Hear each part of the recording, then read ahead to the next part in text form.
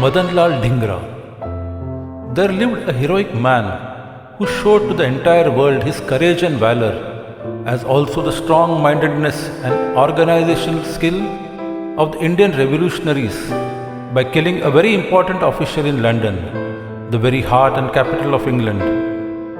This brave man who faced martyrdom with a smile on his face was Madanlal Dhingra.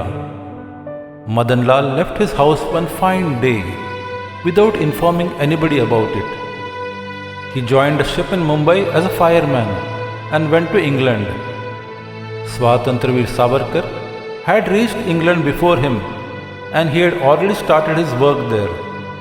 He asked his friends to be in touch with Madanlal and arranged that he be brought to his lecture one day. Madanlal heard Savarkar, and this proved a turning point in his life. He and Savarkar became very close friends. He started working in full earnest for independence. Madanlal asked Savarkar one day, "Is it time now to show martyrdom?" Savarkar replied, "If a revolutionary is determined to do so, and if he is ready, this is just the time to show it." Around this time in India, the harassment of the revolutionaries had reached its peak. The youths were given very heavy sentences, including life imprisonment on even the slightest pretext.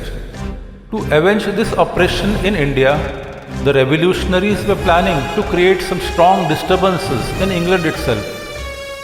Madanlal's elder brother, Dr. Dhingra, advised Madanlal to join the National Indian Association.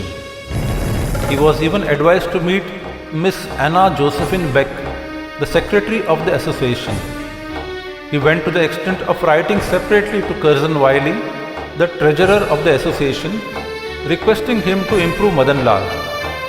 Curzon Wiley asked Madanlal to meet him. Madanlal decided to take advantage of this opportunity to work for the betterment of India.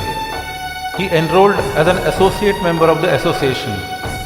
Not only that, he became very close friend of Miss Beck and Curzon Wiley. Curzon Wiley in 1901 became the secretary to the Minister for India. He virtually controlled all the activities of the India House. He was largely instrumental in the atrocities and harassment in India. On 8th June 1909, Baba Savarkar was sentenced to life imprisonment on the charge of publishing poems promoting incendiarism and disloyalty to the state. This news came as a big shock to Savarkar. He became very depressed and sad. Madanlal was also furious at this news. They decided that this must be avenged at the earliest. It was decided to kill Curzon Wiley. The Indian Association was to have its annual function on 1st July 1909 at the Jahangir Hall. This was the time to achieve the objective. On the evening of the function, he went on cordially meeting everyone he knew personally. The program ended at 11 p.m. Chatting with Curzon, he came out with him on the steps outside the main door of the hall. There he drew Wiley close to him on the pretext of telling him some secrets. Before anyone could know what was happening, he took out his Colt revolver and fired 2 shots. One entered the skull after piercing the right eye. The other one passed through the skull after piercing the left eye. Curzon Wiley lost his control and leaned on his back. Madanlal again fired 2 shots in Curzon's chest. He collapsed to the ground. Hearing the sound of the shots, Dr. Kawasji Lal Kaka, an original resident of Mumbai but now practicing medicine in Shanghai, rushed towards Dhingra. In self-defense, Madanlal fired 1 shot at him. He tried to fire the last shot at himself, but people around him rushed forward to catch hold of him. A struggle ensued between them. In the scuffle, he lifted Sir Leslie Probyn and knocked him on the ground. He broke his 2 ribs, but ultimately he was caught. Curzon Wiley died on the spot, while Dr. Lal Kaka died on the way to the hospital. Dhingra was taken to the Walton Road police station. The trial against Dhingra started on the 10th July 1909 in the court at Westminster.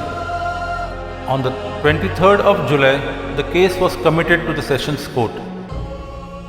In the last statement he made before the court, he himself asked for being given death sentence. He said that this would provoke the people to take appropriate revenge of this act. Of course, he was awarded the death sentence. On the 17th August 1909, he climbed the gallows at the Pentonville prison with a courageous face. Revolutionaries and all those fighting for freedom all over the world were impressed by his martyrdom.